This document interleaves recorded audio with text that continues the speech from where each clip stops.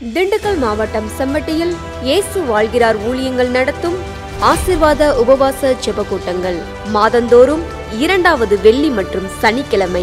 இம்மாத ஜெப கூட்டங்கள் டிசம்பர் 13, 14. நேரம் காலை 9:30 மணி முதல் மதியம் 2:30 மணி வரை. தேவ செய்தி மற்றும் ஜெபம் சகோதரர் எல். வின்சென்ட்ராஜ். நீங்கள் அவருடைய இரத்தத்தினால கழுவப்பட்ட, அவரால் முத்திரை பதிக்கப்பட்ட, அவருக்காக இந்த பூமியிலே நிலை கொள்ளப்பட்ட நீங்கள் ஆண்டவர் உங்களை மறந்துடுவாரா? சகோதரி கலா வின்சென்ட்ராஜ். அவைகள் அழிக்கப்படுவதாக சொல்லி பாருங்க. நீங்க ஒரு வார்த்தை சொல்றதா ஒரு கூழாங்கல்ல அனுப்புறது மாதிரி. இடம் வானத்தின் வாசல் எழுப்புதல் ஜெப மையம், செம்பட்டி, திண்டுக்கல். தெய்வ பிள்ளைகளை உபவாச ஜெபத்தில் கலந்து கொண்டு தேவ அன்பை அறிந்து கொள்ள உங்கள் யாவரையும் அன்போடு அழைக்கிறோம். மேலும் விவரங்களுக்கு 9498 00 0449 9442 80 0449.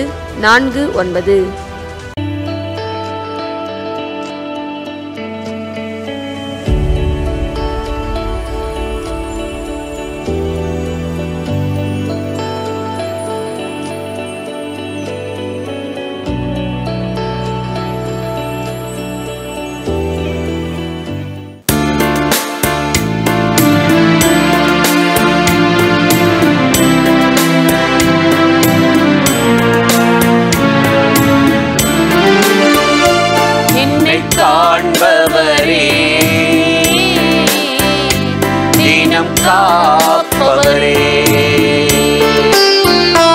என்னை காண்பவரே, தினம் காப்பவரே, ஆராய்ந்து அறிந்திருக்கிறே, சுற்றி சுற்றி சூழ்ந்திருக்கிறே, என்னை ஆராய்ந்து அறிந்திருக்கிறே,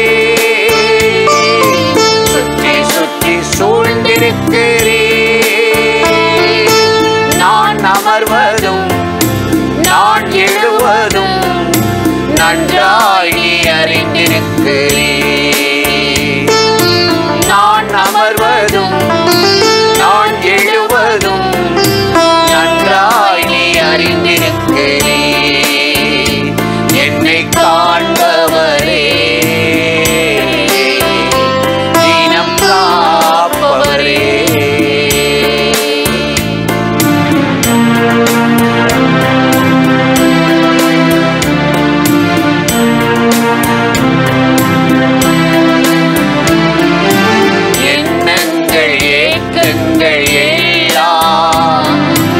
எல்லாமே அறிந்திருக்கிறே,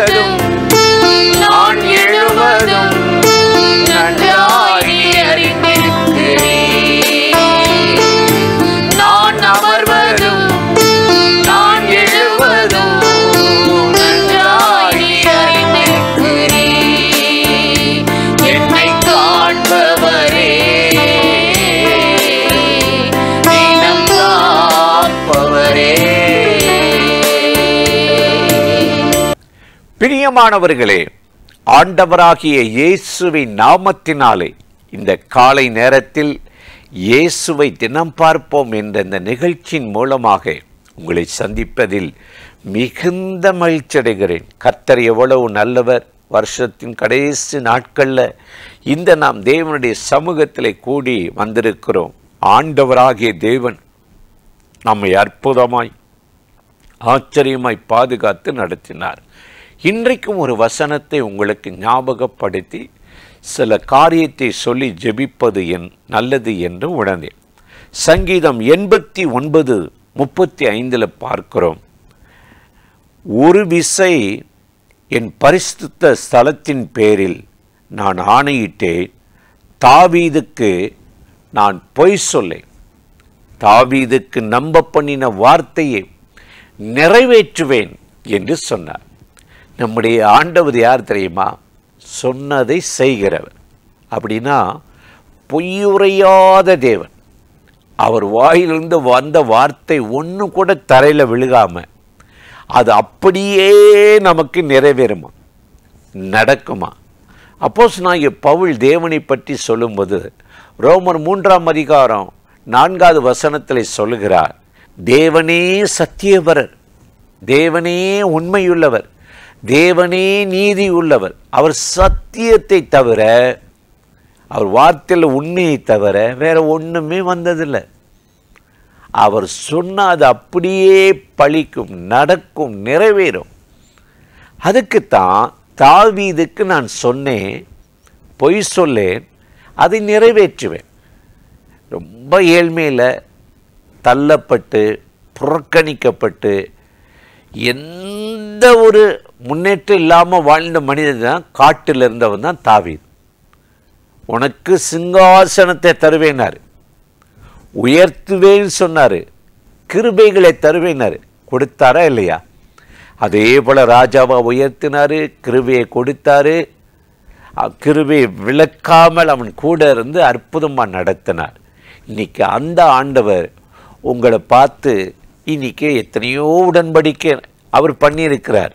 நீங்கள் ஜெபிக்கிற போது, கஷ்டத்தில் இருந்த போது, கதறி அழுத போது, பிறரால் கைவிட்ட போது உங்களுக்கு என்ன உடன்படிக்கை பண்ணியிருப்பார்ல. குறிப்பாக ஆதியாகமம் 28:15 பாருங்கள். யாக்கோப்பை பார்த்து ஆண்டவர் சொன்னார், நீ பெத்தேலை விட்டு நீ இப்போ எங்கே போகிற? லாபான்ட்ட போகிற, அசிரியாவுக்கு போகிற. அங்கே போய் நீ அடிமையாக இருக்கணும், வேலை செய்யணும். ஆனால் நாளொன்று வரும், உன்னை இந்த தேசத்துக்கு திரும்பி வர பண்ணுவேன். அப்போ தான் ஆண்டவர் சொல்கிறார் ஆதியாகமம் 28:15, நான் உனக்கு சொன்னதை நிறைவேற்ற மட்டும் உன்னை விட்டு விலகுவதும் இல்லை, கைவிடுவதும் இல்லை என்று சொல்லி தாவீதோடு கூட இருந்து ஆசீர்வதித்து உயர்த்தினார். அந்த தேவன் இன்னைக்கு உங்களுக்கு எவ்வளோ உடன்படிக்கை பண்ணியிருக்கிறார், எவ்வளோ வாக்குத்தத்தம் பண்ணியிருக்கிறாரு. மாதங்கள் தோறும் வாக்குத்தத்தம், வருஷங்கள் தோறும் வாக்குத்தத்தம், சொந்தமாக படிக்கும்போது வாக்குத்தத்தம், கலக்கத்தில் வாக்கு. இது நிறைவேற்றுமலும் உங்களை அவர் மறந்து விடுவதற்கு அநீதி உள்ளவர் அல்ல, அதை கட்டாயம் நிறைவேற்றுவார். அவர் சத்தியவர். அதனால தான் என்னாகமம் 23:19 வேதம் சொல்லுகிறது, பொய் சொல்ல தேவன் ஒரு மனிதன் அல்ல. மனுஷன் காலையில் ஒன்று பேசி மாலையில் இல்லைன்னு சொல்லிடுவான். ஆனால் தேவன் ஒரு வார்த்தை சொன்னால் சொன்னது தான். பொய் சொல்ல ஒரு மனிதன் அல்ல, அவர் சொல்லியும் செய்யாதிருப்பாரோ என்று சொல்லுகிறார். இந்த மாதத்தின் கடைசி, வருஷத்தின் கடைசி நாட்களில் இன்றைக்கு நாம் தேவ சமூகத்தில் கூடி வந்திருக்கிறோம். எத்தனையோ காரியங்கள் நிறைவேறாமல், நடக்காமல், நம்ம எதிர்பார்த்து காத்திருந்து அப்படியே நிறைவேறாமல் சோர்ந்து போயிருக்கிறோம், வெக்கப்பட்டு போயிருக்கலாம். இந்த நாட்களில் ஆண்டவர் தாவீதுக்கு சொன்ன அதே வார்த்தையை தான் சொல்லுகிறார்.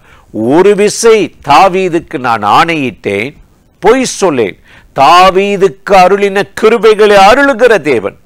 இந்த நிகழ்ச்சியில் இணைந்து இந்த காலையில் கர்த்தருடைய வார்த்தையை கேட்கிற உங்களுக்கு நடக்காத, நிறைவேறாத ஒவ்வொரு காரியத்திலும் ஆண்டவர் ஒரு அனுகூலமான கதவை திறந்து உங்களை ஆசீர்வதித்து இந்த நாளில் அற்புதமாய் நடத்த போகிறார், ஆச்சரியமாய் நடத்த போகிறார். அதற்குத்தான் நாம் தேவ சமூகத்தில் இந்த நாளில் கூடியிருக்கிறோம். ஆண்டவராகிய தேவன் தாமே இன்றைக்கு உங்களை ஆசீர்வதித்து காரியங்களை கைகூடி வர பண்ணுவாராக. அவரை நோக்கி நாம் ஜெபிக்கலாமா? அன்பும் இரக்கமும் கிருபையும் நிறைந்த நல்ல ஆண்டவரே, இந்த ஆசீர்வதிக்கப்பட்ட நாளுக்காக, நேரத்துக்காக, கிருபை இரக்கங்களுக்காக உமக்கு நன்றி.